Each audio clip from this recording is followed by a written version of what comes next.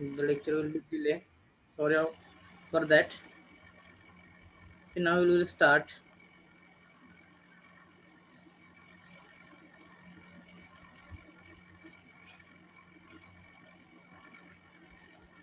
Okay. Next point is echelon 4.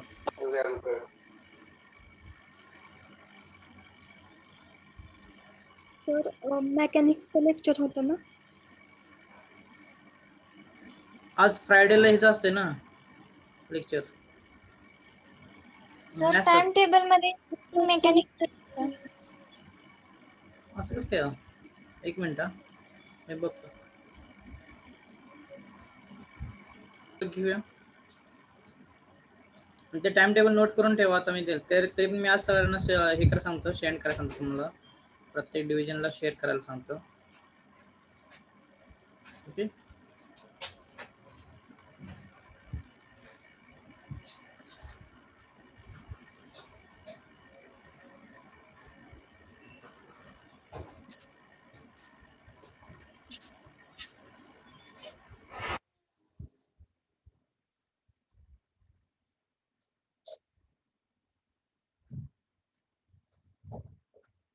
Next आहे echelon 4.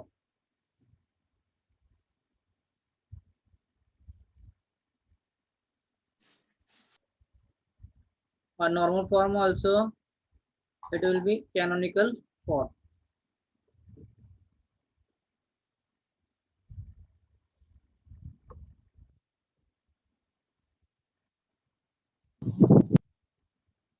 For a non-zero matrix by using elementary transformation to say matrix in echelon form. याच्यावरती condition काय काय आहेत?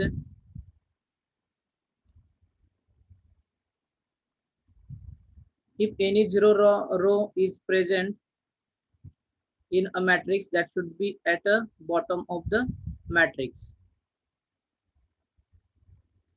अगर कोई Ziro matrix Ziro उसमें एलिमेंट्स होंगे तो कौन सा होगा? लास्ट का होगा. Okay. Next, number of zero before a non-zero element in a previous row is less than number of zeros before or non-zero elements in next row.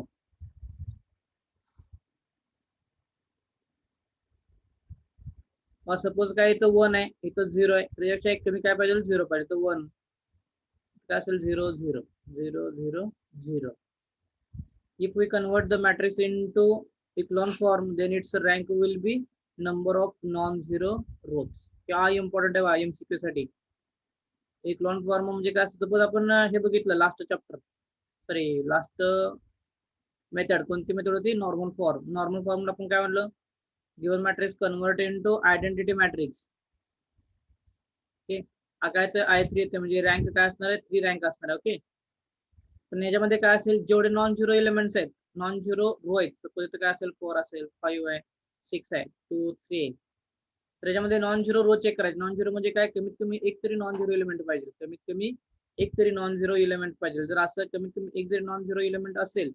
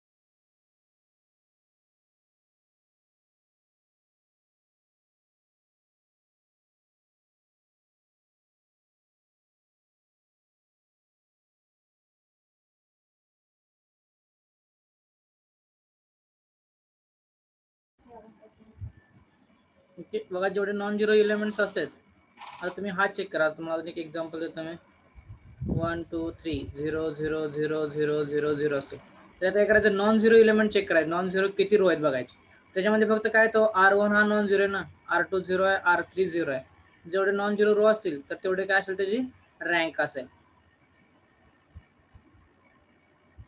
मग त्यानंतर एक इम्पॉर्टंट रूल आहे नोट आहे काय नोट बघा to convert the matrix into echelon form we use only row transformation फक्त आपल्याला काय यूज करता येतं रो ट्रान्सफॉर्मेशनच यूज करता येतं आपण नॉर्मल फॉर्मला काय करतोय नॉर्मल फॉर्मला आपण बोथ यूज करतोय रो अँड कॉलम दोन्ही पण ट्रान्सफॉर्मेशन आपण यूज करतो कधी यूज करतो नॉर्मल फॉर्म मध्ये नॉर्मल किंवा इक्लॉन फॉर्म सॉरी नॉर्मल किंवा त्याला आपण कॅनोनिकल फॉर्म म्हणतो त्या फॉर्म मध्ये बट ह्याच्यामध्ये काय असेल इक्लॉन फॉर्म मध्ये we have to convert given matrix into echelon form by using only row transformation फक्त आपल्याला काय करता येतं रो ट्रान्सफॉर्मेशनच यूज करता येतं आता ते कसं करायचं बघा रो ट्रान्सफॉर्मेशन यूज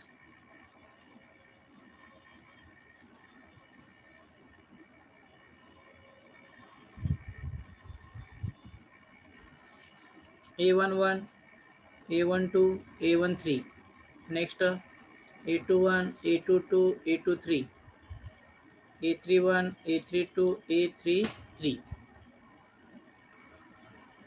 हा काय given matrix okay we have to convert this matrix in echelon form echelon form म्हणजे थोडक्यात काय माहिती अप्पर ट्रायंगुलर मॅट्रिक्स कसा असतो बा below the all diagonal elements are 0 आणि अबव काय असेल minimum one element is non zero 0 0 इथे काय पाहिजे 0 असेल इथं 1 असेल इथं 2 असेल तर याला काय म्हणणार आपण अप्पर ट्रायंगुलर मॅट्रिक्स इथं प्रेझेंट आहे ना अप्पर ट्रायंगुलर मॅट्रिक्स मध्ये तर ह्याला काय म्हणायचं अप्पर ट्रायंगुलर मॅट्रिक्स हा काय diagonal element above the diagonal elements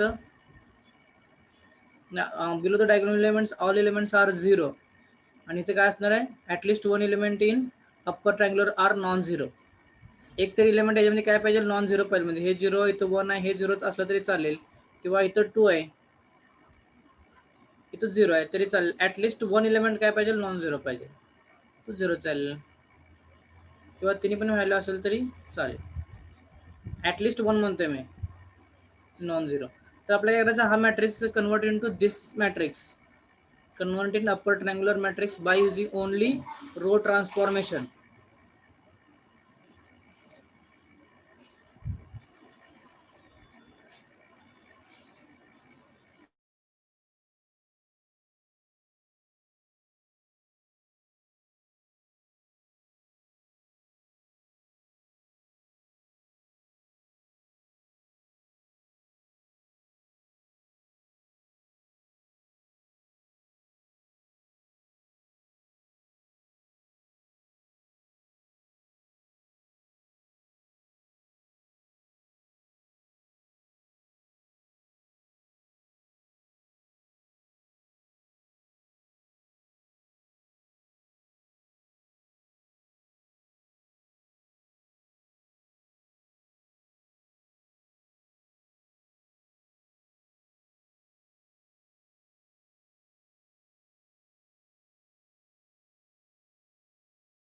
sir आवाज येत नाही.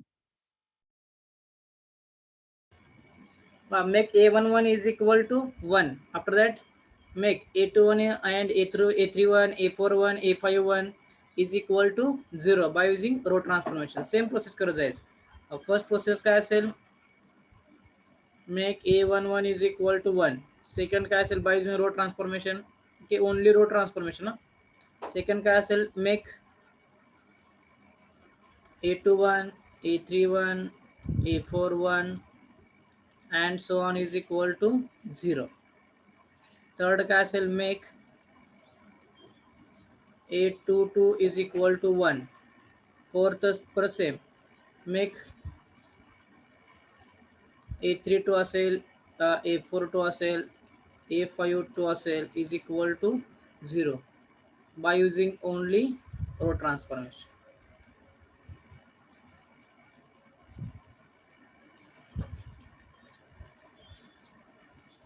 by using only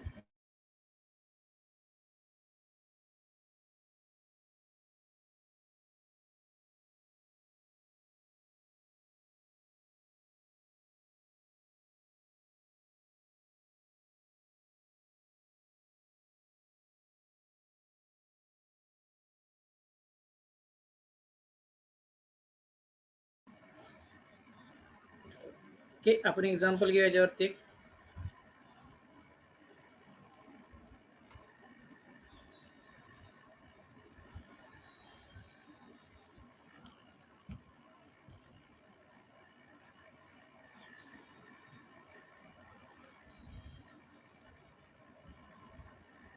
step by step गेलं की हे पण एक्झाम्पल लवकर सॉल्व्ह होतं या टाइप मध्ये.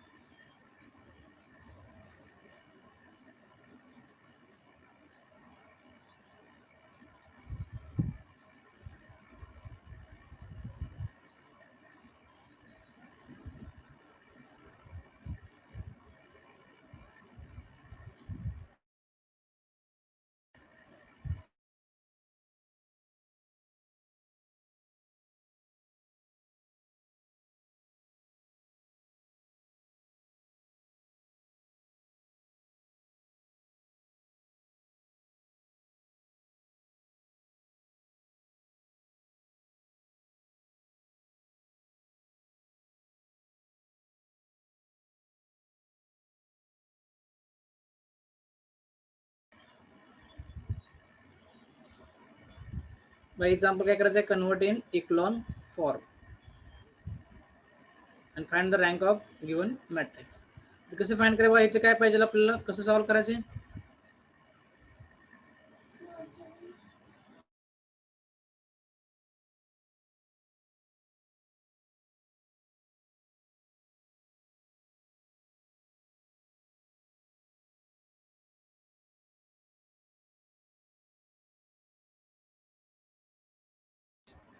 ओके, क्या करना है फर्स्ट मेक सॉरी काय करायचं आपल्याला अगोदर इथं a11 इज इक्वल टू 1 बनवायचं. ओके, तर ऑलरेडी आहे 1 1. आता काय करा, आपल्याला नेक्स्ट हे दोन्ही एलिमेंट 0 आणायचे by using row transformation only.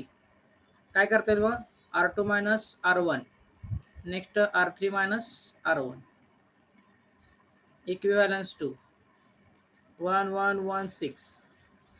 Next हे काय येणार, हे 0 येणार. ओके, 2 मायनस 1 1 3 मायनस 1 2 14 मायनस 6 काय येतं 8 4 मायनस 1 3 7 मायनस 1 6 आणि 30 मायनस 6 काय येतं 24. आता नेक्स्ट काय करा, आपल्याला a22 इज इक्वल टू 1 बनवायचं. ओके, आता already a22 is equal to 1 आहे, फक्त आपलं हे एलिमेंट 0 करायचं आहे. त्यासाठी काय करावं लागेल, r3 minus thrice r1 equivalence to 1 1 1 6 0 1 2 8 0 इथे काय येणार 3 0 येते.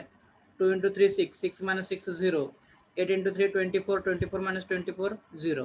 चेक करा याच्यामध्ये r1 r2 r3 at least 1 element जर नॉन झिरो असेल तर ते काय करत, त्याला 1 पकडायचं. 2 तर हा काय 0 आहे, हा पकडायला नाही, किती आले 2 आले. Therefore rank of a is equal to 2. Rank of A is equal to काय असेल 2 असेल. Rank of A is equal to 2. Hello sir. हा बोला. सर तिथं 3 येतं तिथं कोणत्या ठिकाणी, थर्ड रो आणि थर्ड कॉलम. थर्ड रो आणि थर्ड कॉलम इथं का, त्याच्या खाली 6 मायनस 3 6 मायनस 3 3 येतं इथं खालच्या मॅट्रिक्स मध्ये. हो सर तिथं, हा तिथं सर. नाही ना, हे 6 3 इंटू 2 आपण r2 करतोय ना, इथं r2 पाहिजे लिहिताना चुकलं, r2 पाहिजे r2. Okay sir.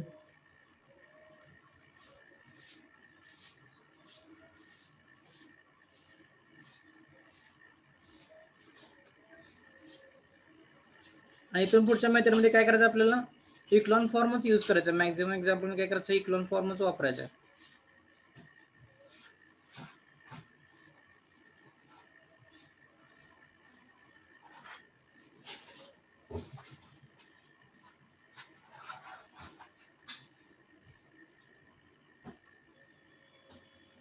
Next part आहे बा linear system of equations.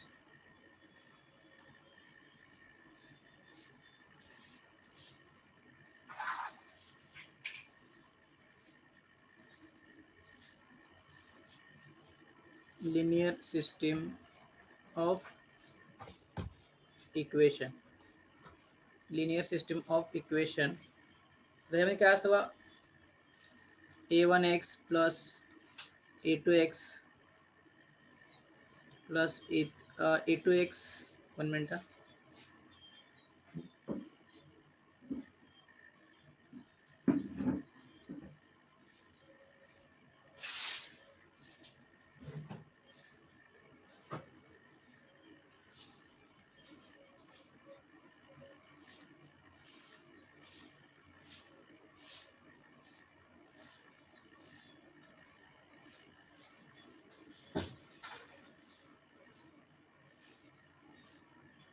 a11x plus a12y plus a13z is equal to d.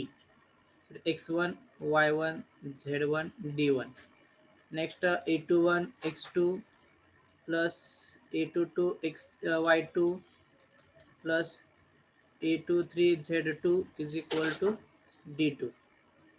तर काय linear system of equations. Next काय असेल a31 x3 plus a32 y3 plus a33 z3 is equal to d3.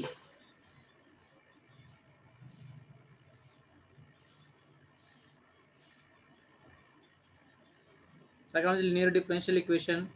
Next coefficient of x y Z काय असेल. एक minute या method मध्ये नका घेऊ, एक्स मध्येच घ्या. एक्स वाय झेड तुम्ही कारण कन्फ्यूज होचाल नंतर सॉल्व करताना.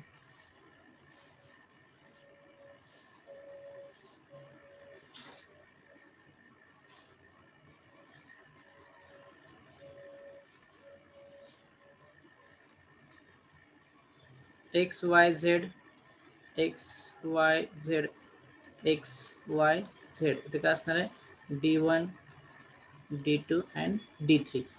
Linear system of equations a11x a12xy plus a13z is equal to d1. त्याच्यामध्ये काय असणार आहे a हा एक हे असणार a द मॅट्रिक्स फॉर्म कसा असतो ax is equal to b. फिर a मीन्स काय असेल coefficient of xyz a12 a11 a12 a13 next a21 a22 a23 a31 a32 a33. तर कॅपिटल एक्स म्हणजे काय असेल कोएफिशिएंट असतील एक्स वाय झेड आणि कॅपिटल बी म्हणजे काय असणार आहे d1 d2 and d3.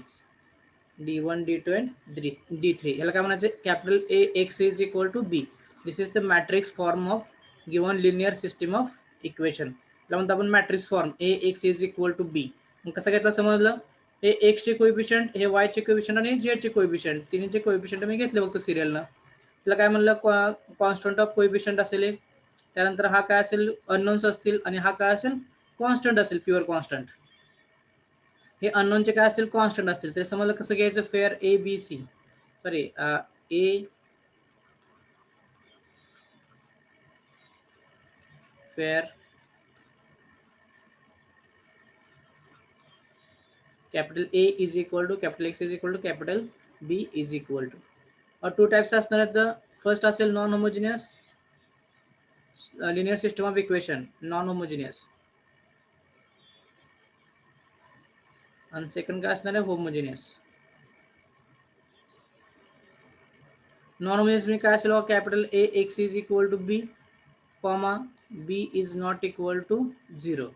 म्हणजे जर कॉन्स्टंट टर्म प्रेझेंट असेल तर ते काय असेल नॉन होमोजिनियस आणि कॉन्स्टंट टर्म जर ॲब्सेंट असेल म्हणजे काय असेल b is equal to 0. b is equal to काय असेल 0. तर त्याला काय म्हणायचं homogeneous linear system of equation हे काय असेल non homogeneous of linear simultaneous equation. बा दोन्ही मधला फरक a x is equal to capital B असेल b is not equal to 0 then काय असेल non homogeneous.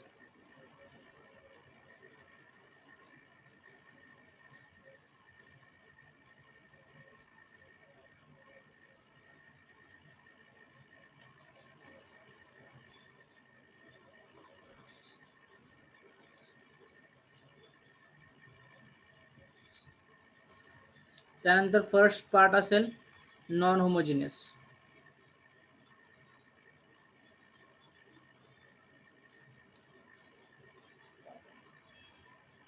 Non homogeneous, linear, simultaneous किंवा लिनियर इक्वेशन ऑफ सिस्टीम.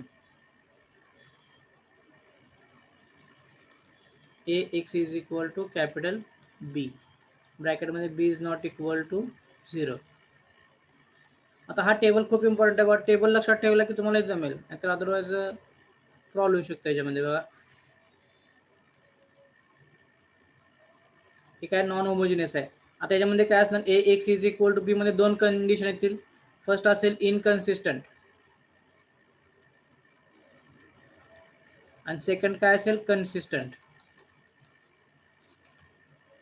इनकन्सिस्टंट कधी आणि कन्सिस्टंट कधी असतं बघा. ह्याच्यामध्ये एक ॲग्युमेंटेड मॅट्रिक्स असतो. ॲग्युमेंटेड मॅट्रिक्स म्हणजे काय असणार आहे, ॲग्युमेंटेड मॅट्रिक्स ऑफ A, B किंवा A बाय B आपण असं पण म्हणतो. A बाय B म्हणजेच काय असणार आहे बघा, हे जे असेल आपण काय ते कॉन्स्टंट ऑफ कोएफिशियंट आणि हे अननोन्स, ह्या दोन्ही काय पाहिजे कॉम्बिनेशन असेल A11, A12, A13 आणि ते काय असेल D1. तर ह्याला काय म्हणायचं आर्ग्युमेंटेड मॅट्रिक्स A21, A22, A23 आणि हा काय असेल D2, A31, A32, A33 आणि हा काय असेल D3. तर combination of coefficient of matrix and constant, तर त्याला काय म्हणायचं आर्ग्युमेंटेड मॅट्रिक्स. हा काय असेल A असेल आणि हा टोटल काय असेल A बाय B असेल.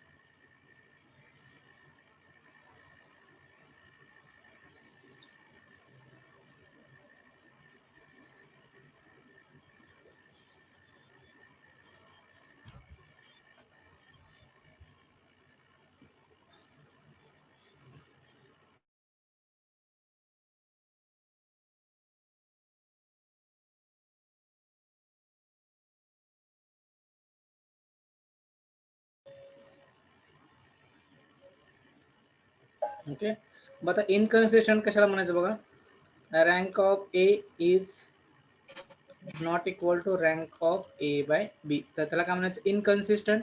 आणि कन्सिस्टंट कधी असणार बघा, rank of A is equal to rank of E by B. आता तुम्ही ह्याची एकाची जर रँक फाइंड केली, ह्याचीच फक्त रँक फाइंड करा, तर तुम्हाला काय मिळणार आहे A बाय B आणि A दोन्हीची पण रँक मिळेल बाय युझिंग इक्लॉन फॉर्म. जेवढे नॉन झिरो होत तेवढी काय असेल त्याची रँक असेल, तर ते रँक फाइंड करायची.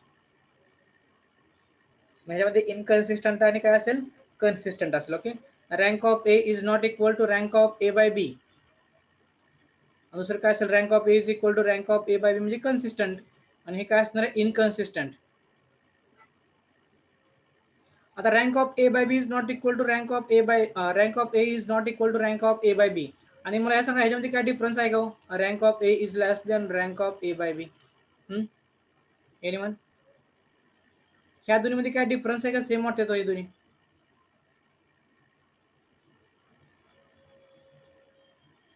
हॅलो, आहे काय कोणी एक्झामला पडलं होतं एक क्वेश्चन, हा क्वेश्चन एक्झाम मध्ये होता.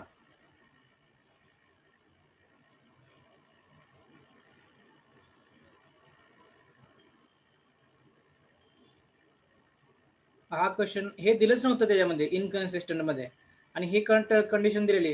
रँक ऑफ सपोज हे 2 आणि हे 3 याचा अर्थ नॉट इक्वल टू झालं ना, याचा आणि याचं मिनिंग सेमच आहे. बरेच जण चुकले तिथं, कारण त्यांना कळालंच नाही की हे म्हणजेच काय इनकन्सिस्टंट आहे. ते असे भरपूर जण स्टुडंट होते, यांनी हे एक्झाम्पल म्हणजे सॉल्व्ह केलं नाही, चुकी सॉल्व्ह केले, तुम्ही हातचा एक मार्क घालवलाय. कारण दोन्ही मध्ये सरळ तुम्ही व्हॅल्यू जरी पुट करून बघितलं असं तरी कळलं असतं A is less than B put करा, दोन्ही नॉट इक्वल टूच आहे ना ते, त्यामुळे ह्या दोन्हीचं मिनिंग काय असणार आहे सेमच असणार आहे. आपण फक्त हे यूज करतोय, rank of A is less than rank of A by B म्हणजेच नॉट इक्वल टू असं ते. Then solution, here is no solution. जर एक्झाम्पल इनकन्सिस्टंट असेल तर आपण सोल्युशन फाइंड करू शकत नाही, बट कन्सिस्टंट असेल then it has a two types. First काय असेल, rank of A is equal to number of unknowns.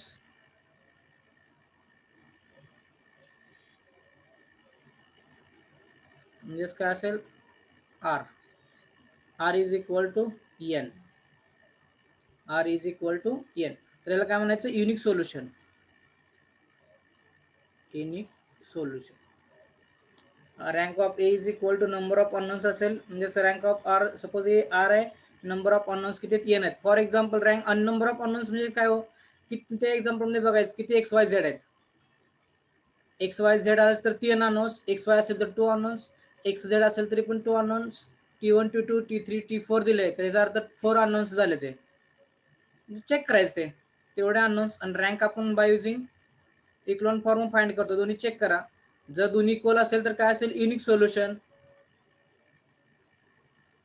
and rank of A is less than number of unknowns. This R is less than n असेल, then infinitely many solutions.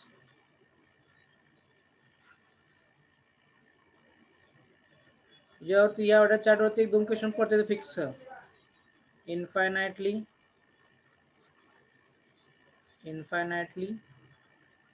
many solution. Rank of A is equal to rank of A is less than number of unknowns असेल. rank of A is less than number of unknowns. R is strictly less than n. Infinitely काय असणार आहे, menu solution. हे solve करण्यासाठी परत n minus R put करा आणि त्याच्यावरून पॅरामीटर फाइंड करायचं, n मायनस आर. ओके, त्याच्यावरून पॅरामीटर फाइंड करायचं.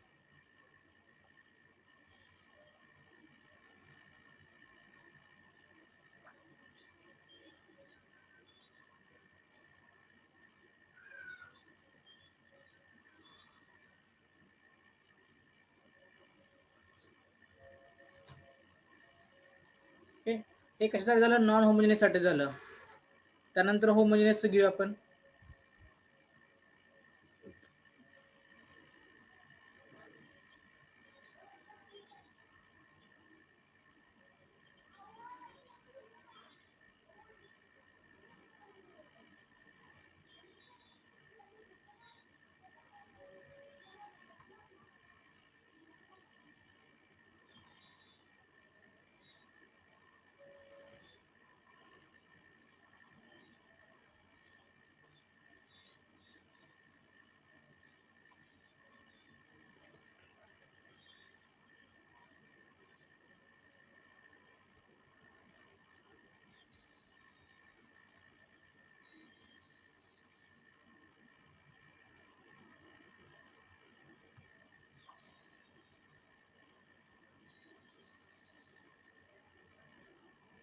One minute.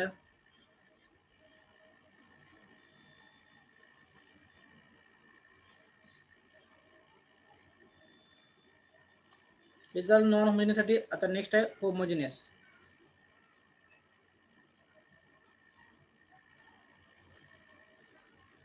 Homogeneous linear system of equation.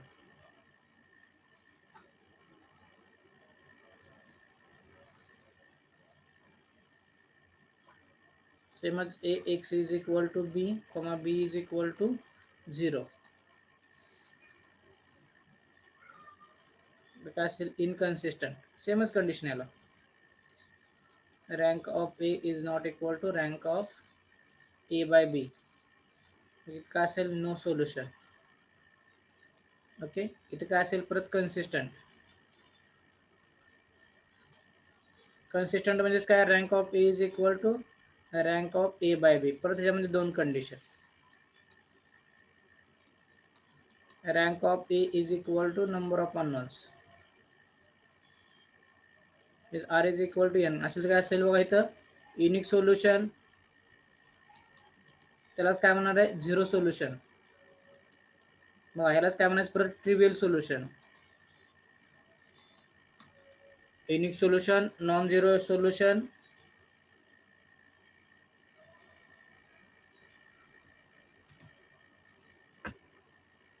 Sorry zero solution आहे. Unique solution, zero solution, trivial solution. आणि तर rank of A is less than number of unknowns. R is less than काय असेल, N, then काय असेल, infinitely many solution. Infinitely many solution. Next काय असेल non zero solution. त्याला दुसरं नाव काय असणार non trivial solution. Non trivial solution. Rank of A is equal to rank of A by B. Homogeneous असेल तर हे चेक करायचं. युनिक सोल्युशन नंतर काय असतं एक्स्ट्रा पार्ट आहे हा. झिरो सोल्युशन आणि ट्रिव्हियल सोल्युशन हा काय येतो एक्स्ट्रा पार्ट येतो. पण तो कधी असतो होमोजिनियस मध्ये.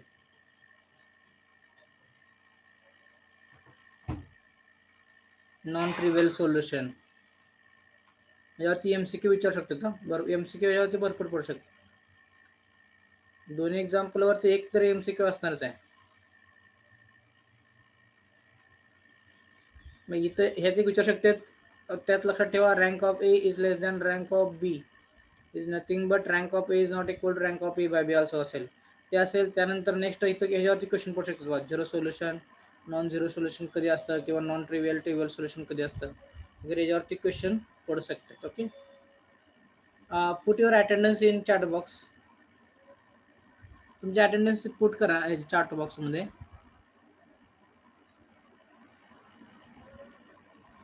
आपण इथे स्टॉप करूया आणि नेक्स्ट वीक मध्ये आपण ह्याच्यावरती एक्झाम्पल घेऊया.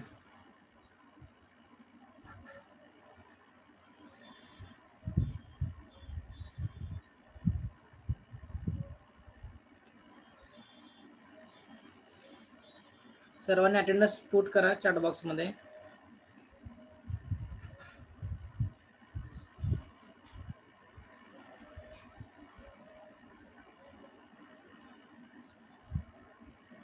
पहिले पुट केलं असेल तरी पण ते आता अजून पुट करा डबल. ज्यांनी पहिले पुट केले त्यांनी अजून एकदा पुट करा. लेक्चर स्टार्टिंगला ज्यांनी पुट केले.